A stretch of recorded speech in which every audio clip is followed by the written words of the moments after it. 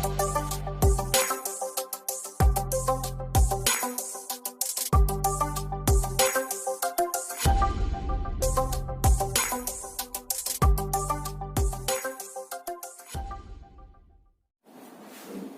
Morning.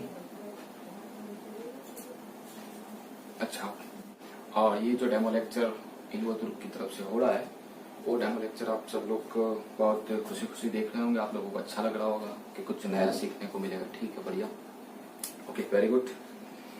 अब आप लोगों को मैं कुछ अच्छी बातें भी समझाऊंगा, कुछ मोटिवेट भी करूंगा, कुछ टॉपिक भी लेंगे ताकि आपको थोड़ा समझ में आए। अब बेसिकली अगर आपसे पूछा जाए कि डेमो लेक्चर है क्या, क्योंकि आप डेमो लेक्चर नाम देते हो, कई मतलब लोग सोचते हैं ये डेमो लेक्चर में क्या होगा। सिर्फ दो चीजें आपको पता चलेगी, डेमो लेक्चर क्या है, दैट मींस साइंस क्या है, और दूसरे नंबर में आपको ये समझना है कि मेरी टीचिंग मेथड क्या है, मैं किस तरह से पढ़ाता हूँ।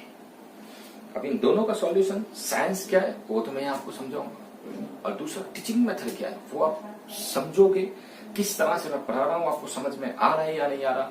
इसके अलावा बेटर ये चीज है कि आप जो हमारे प्रीवियस जितने भी पुराने स्टूडेंट हैं उन्हें आप पूछ सकते हो कि फिजिकली क्लासरूम में किस तरह से हम लोग पढ़ाते हैं, कैसा मजा है। क्योंकि आप लोग जानते हो कि 3 डेमो से आप डिसाइड नहीं करोगे, आप 100% बहुत सारे आपके दिमाग में क्वेश्चन होंगे, वो आपके नहीं, पर जितने भी स्टूडेंट्स है हिलवोतुर्क के, उन्हें आप जरूर पूछोगे किस तरह से ये लोग फिजिकल क्लासरूम में पढ़ाते हैं। ठीक है, उस हिसाब से कुछ स्टूडेंट है ऐसे जिन लोगों ने डिसाइड कर लिया कि हम लोगों को साइंस स्ट्रीम लेना ही है।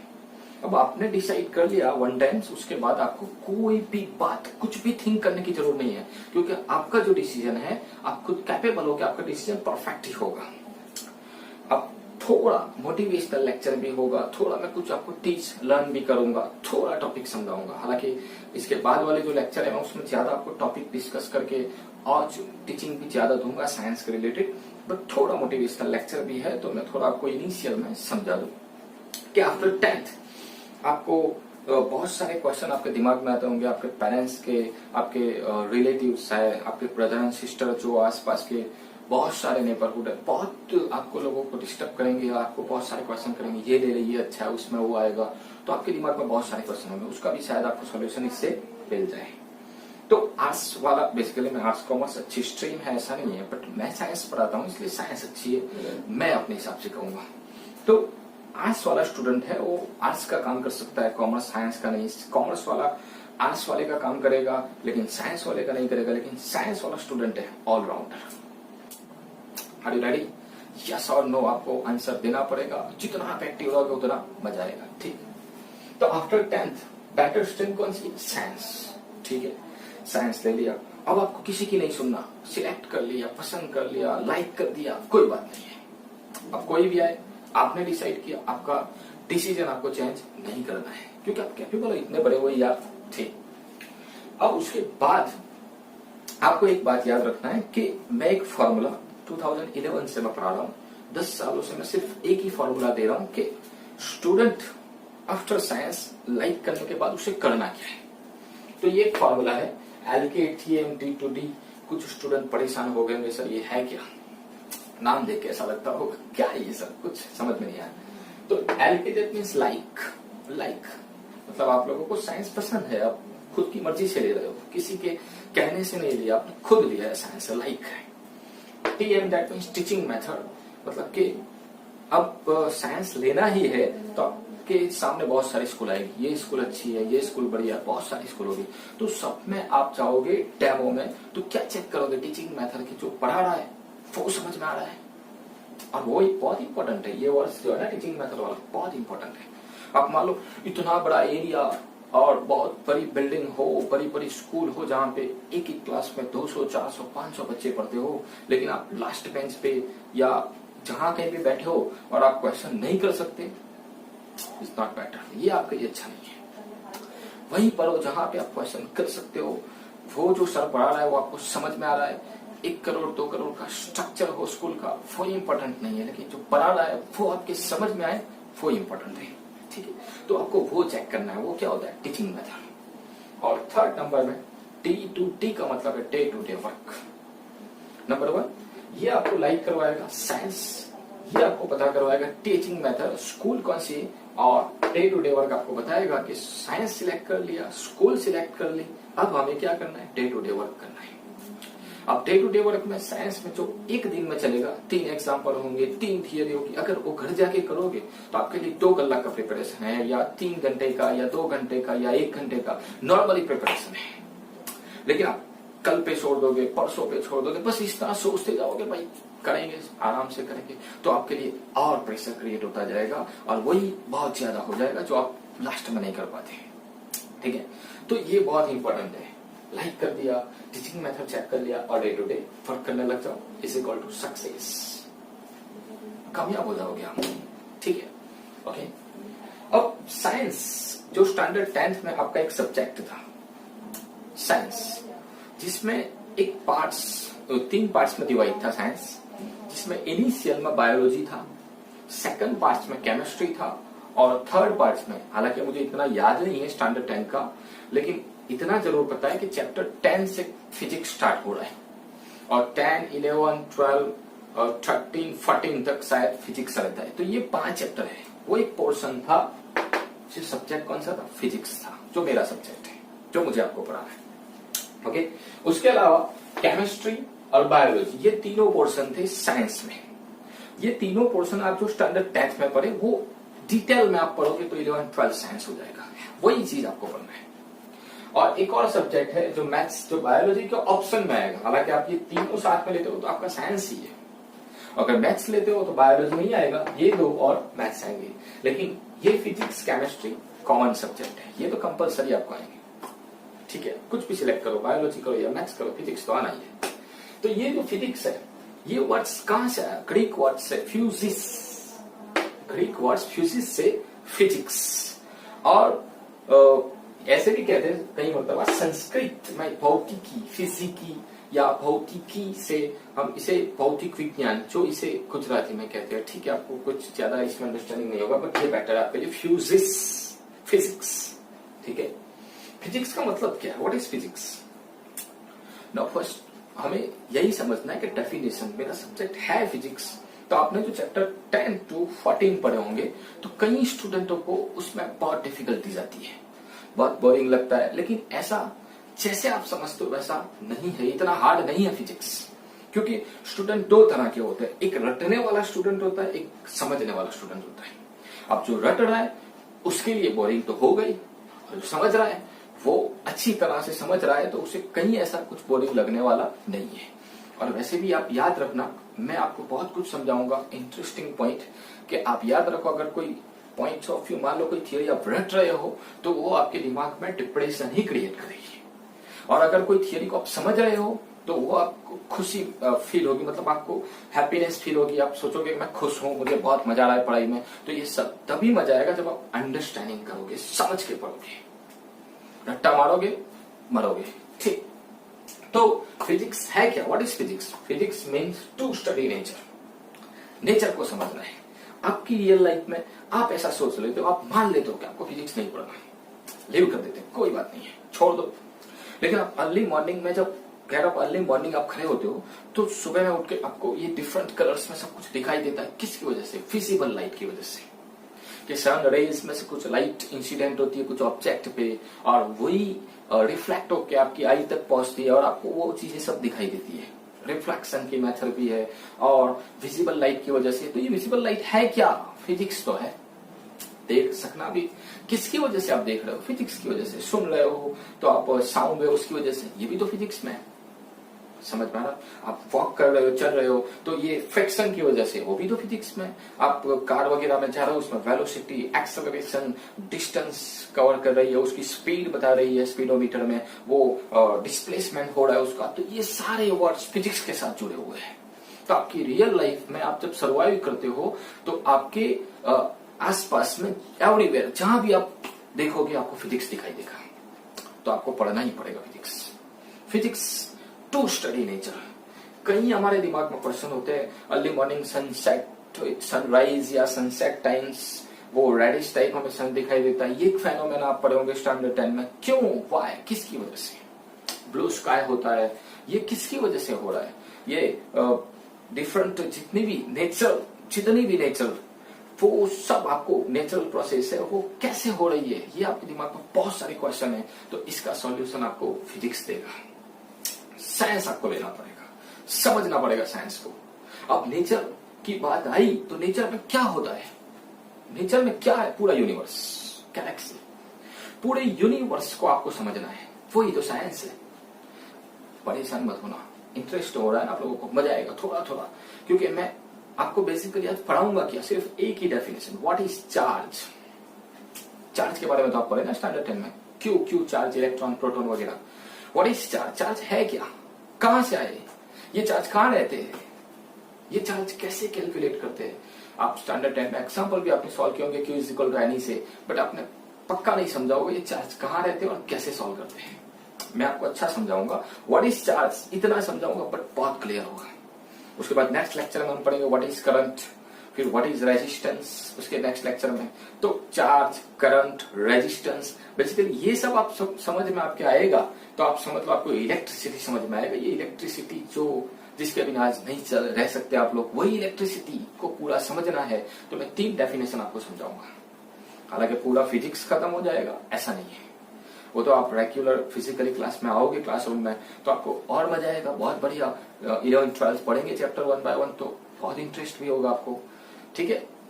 तो यूनिवर्स आपको समझना है, यूनिवर्स के बेसिकली कितने कंपोनेंट है, 2, one is matter, second one is radiation. 2 component है, एक मैटर है, दूसरा रेडिएशन है, ठीक।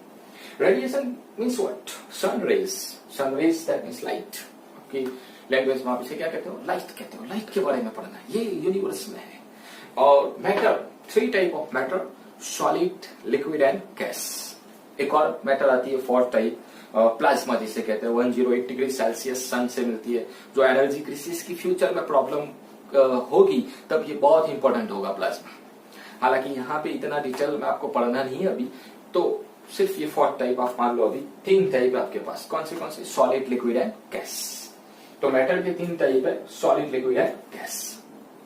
सॉलिड, अब आपके आसपास जहां कहीं भी देख लो, आप जहां बैठे हो आप नजर घुमाओ, आपकी नजर घुमाओ कि भाई साहब ये क्या है, फैन है, ये तो सॉलिड बॉडी है, इस तरफ जो वाटर है, ये लिक्विड है, इस तरफ आपके आसपास एयर है तो ये तो गैस है। आप कहीं भी नजर घुमाओ आपको यही नजर आएगा, सिर्फ आपके आसपास जो भी है या तो मैटर है या तो रेडिएशन है।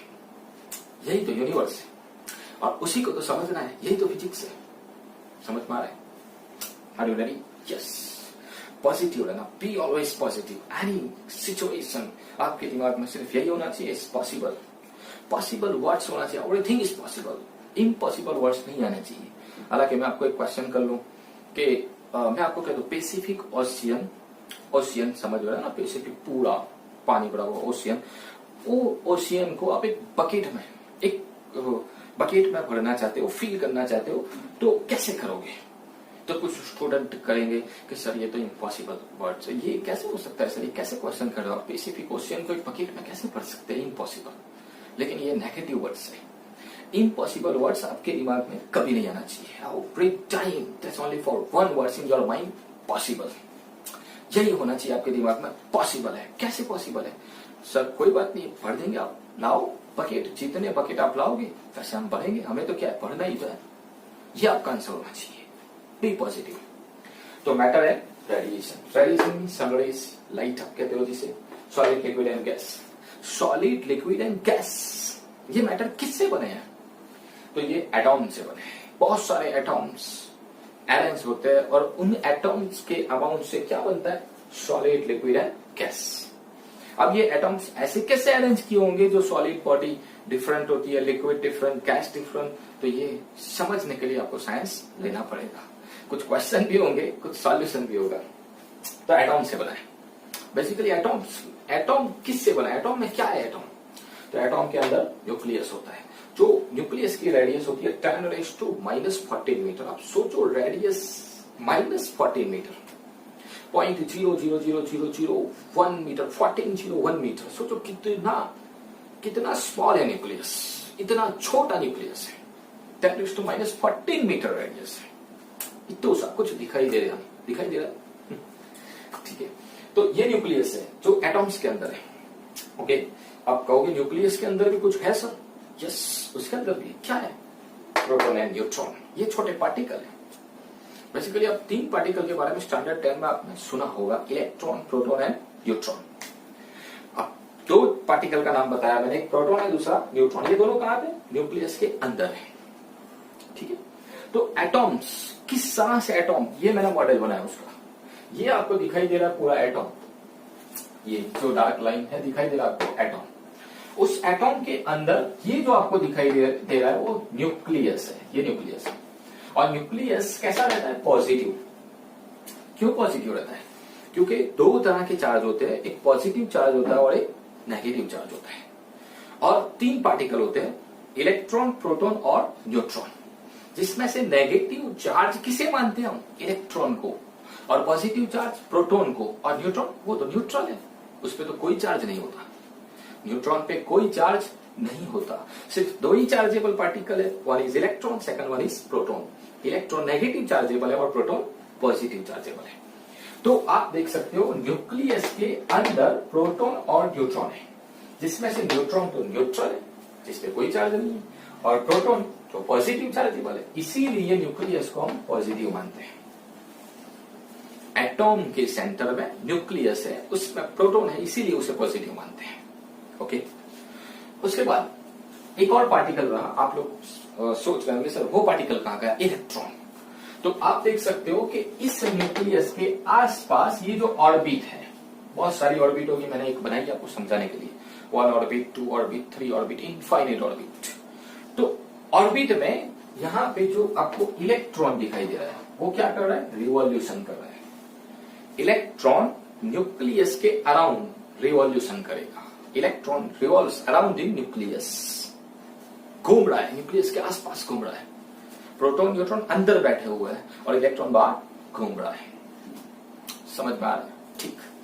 तो ये इलेक्ट्रॉन घूम रहा है, इलेक्ट्रॉन को हम नेगेटिव मानते हैं, प्रोटॉन को हम पॉजिटिव चार्जेबल मानते हैं। और आप लोग सोचो कि किसी बॉडी को अगर न्यूट्रल करा, किसी बॉडी को, मान लो कि ये सॉलिड लिक्विड गैस है, वाटर है, तो वाटर लिक्विड है, चलो उसमें डायरेक्टली कोई करंट आता है? नहीं आता। दैट मीन्स वो तो न्यूट्रल है, चार्ज ही नहीं उसमें, बस उसमें एटॉम तो है, और एटॉम में इलेक्ट्रॉन, प्रोटॉन जैसे नेगेटिव पॉजिटिव भी चार्ज है। तो न्यूट्रल क्यों है? क्योंकि जितने इलेक्ट्रॉन है उतने ही उसमें प्रोटॉन होंगे, क्योंकि इलेक्ट्रॉन और प्रोटॉन दोनों का चार्ज सेम होता है।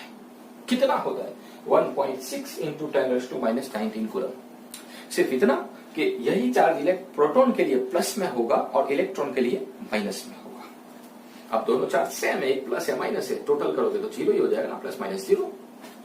तो किसी बॉडी को आप न्यूट्रल कब कहोगे? जब उसमें इलेक्ट्रॉन और प्रोटॉन, नंबर ऑफ इलेक्ट्रॉन और नंबर ऑफ प्रोटॉन अगर सेम है तो आप उस बॉडी को क्या कहोगे?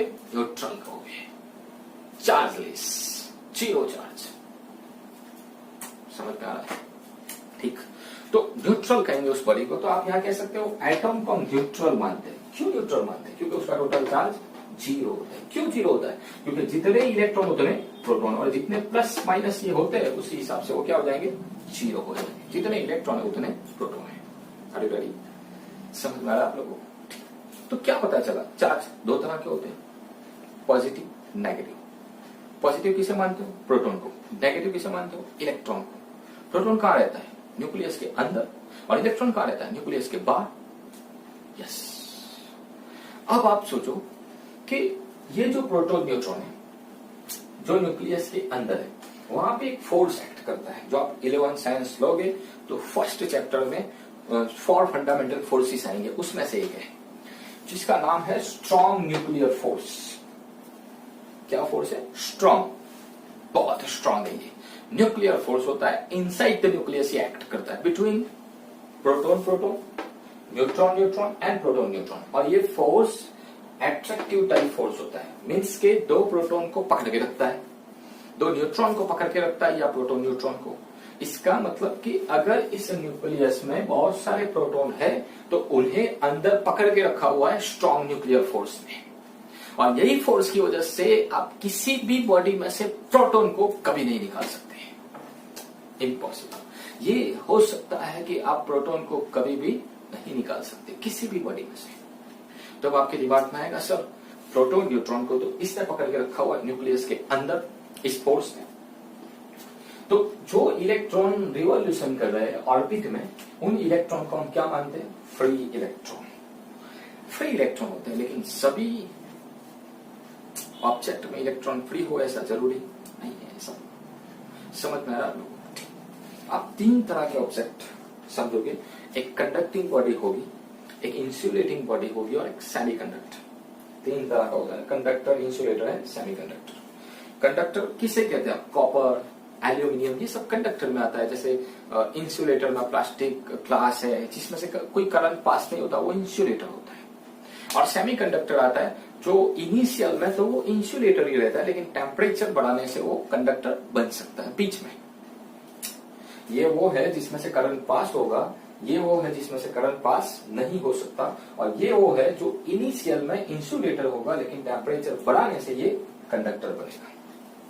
और इंसुलेटर में क्या आएगा? सेमीकंडक्टर में सिलिकॉन, जर्मेनियम, आप लोगों ने कहीं सुना हो तो केमिस्ट्री में आएगा ये सिलिकॉन, जर्मेनियम, ये सेमीकंडक्टर होते हैं। ठीक है, ये सेमीकंडक्टर भी पूरा चैप्टर है 12 साइंस में, जिससे आप आईसी बनाओगे, इंटीग्रेटेड सर्किट। किसी भी मोबाइल में होती है ना आईसी, आपने सुना होगा, वो आईसी चिप बनती है इससे। तो ये सब चीजें आप वहां समझोगे, इतना डिटेल में नहीं। अभी बात करते हैं सिर्फ कंडक्टर की। कंडक्टर हैव फ्री इलेक्ट्रॉन, सिर्फ कंडक्टर के पास ही फ्री इलेक्ट्रॉन होते हैं। इंसुलेटर और सेमीकंडक्टर के पास फ्री इलेक्ट्रॉन नहीं होते। क्यों नहीं होते? साइंस लेना पड़ेगा आपको। एनर्जी गैप क्या है ये सब आपको समझना पड़ेगा, बहुत डिटेल में आएगा, सेमीकंडक्टर चैप्टर में पढ़ाएंगे। बट अभी आपके दिमाग में क्वेश्चन ही रहने दो, क्योंकि आपको साइंस लेना पड़ेगा। पूरा साइंस थोड़ी ना समझ जाओगे आप। ठीक है, तो कंडक्टर लेते हैं जिसमें क्या होता है? फ्री इलेक्ट्रॉन होते हैं। तो एक बात तो पक्की हो गई कि अगर किसी बॉडी से आप कुछ रिमूव करना चाहते हो, कुछ निकालना चाहते हो, या सॉलिड है या लिक्विड है या गैस है, कोई भी बॉडी है, तो क्या निकाल सकते हो? सिर्फ और सिर्फ इलेक्ट्रॉन। प्रोटॉन न्यूट्रॉन को तो पकड़ के रखा है, आप किसे निकाल सकते हो? इलेक्ट्रॉन को निकाल सकते हो। कॉन्सेंट्रेशन पावर आपका स्ट्रांग होना चाहिए, जैसे ये फोर्स स्ट्रांग होता है ना, उस तरीके से। समझ में तो आया आप लोगों को? ठीक, एंजॉय भी करना।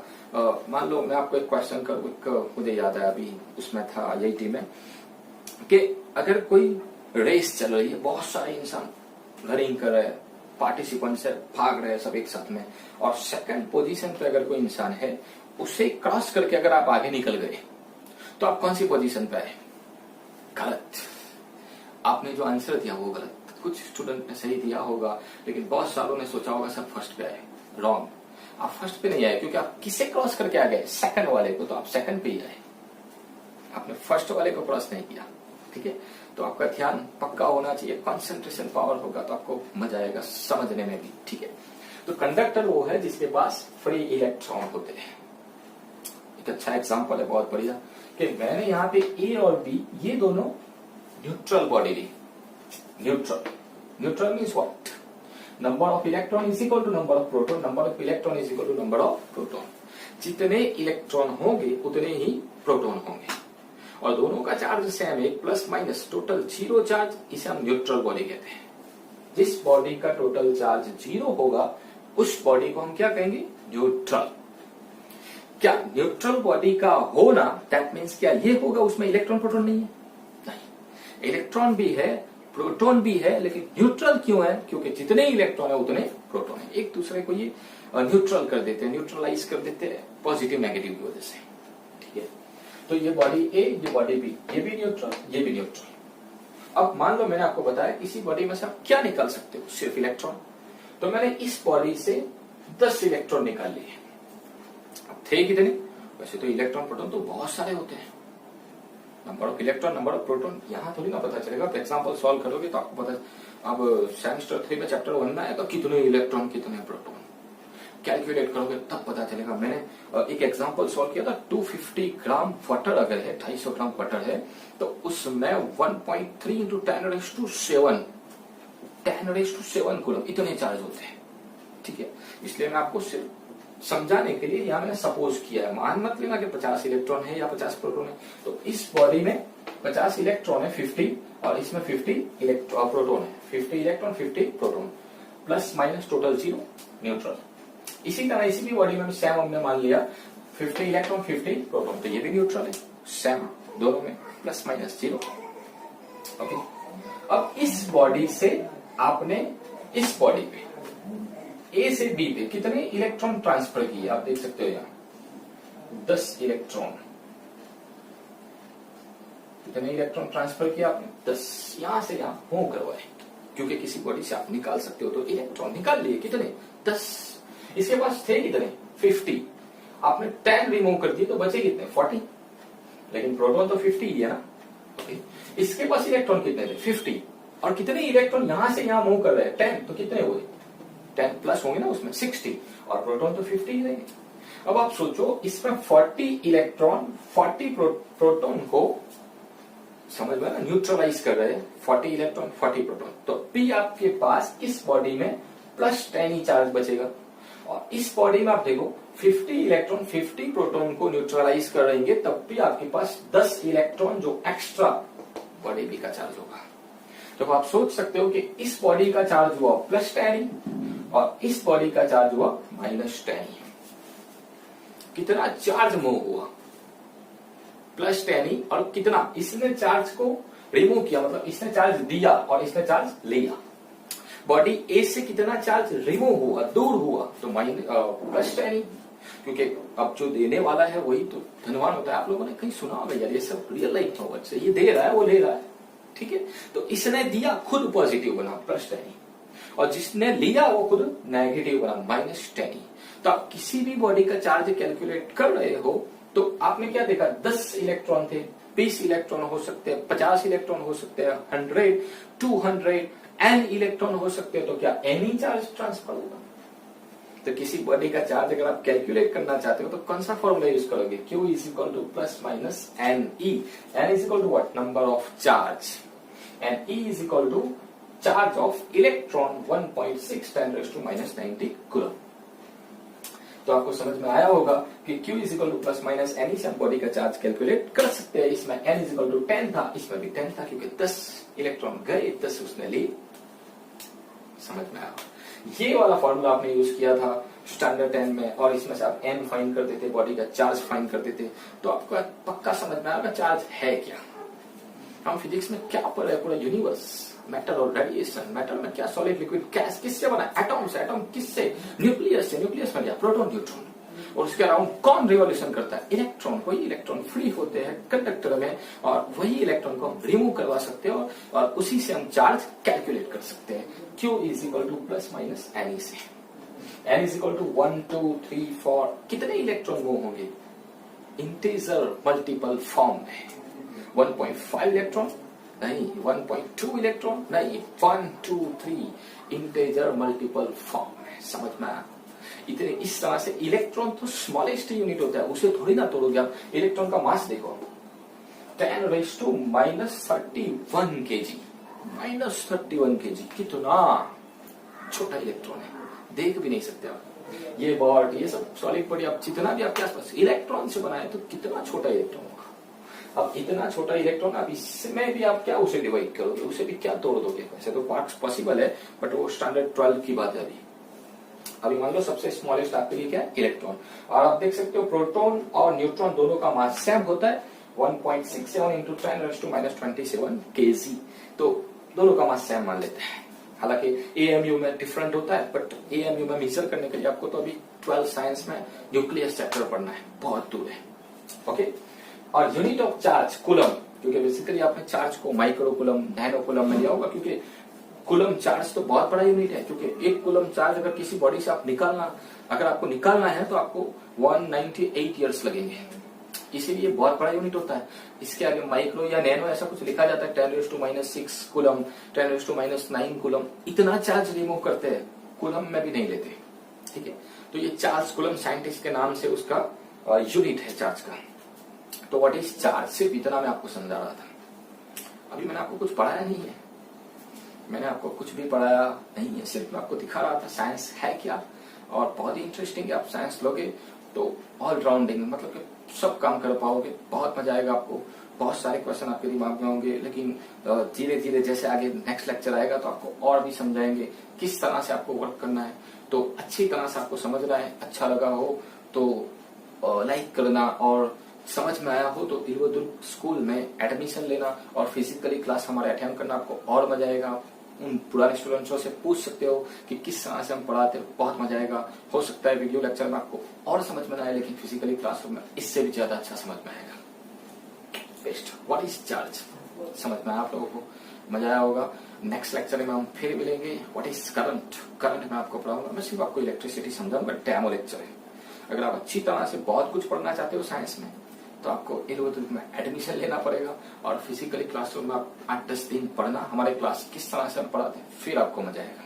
ठीक है, तो नेक्स्ट लेक्चर में फिर मिलते हैं आपको। वहां तक के लिए चलो, थैंक यू, आप लोगों ने सुना, इसलिए थैंक्स वेरी मच।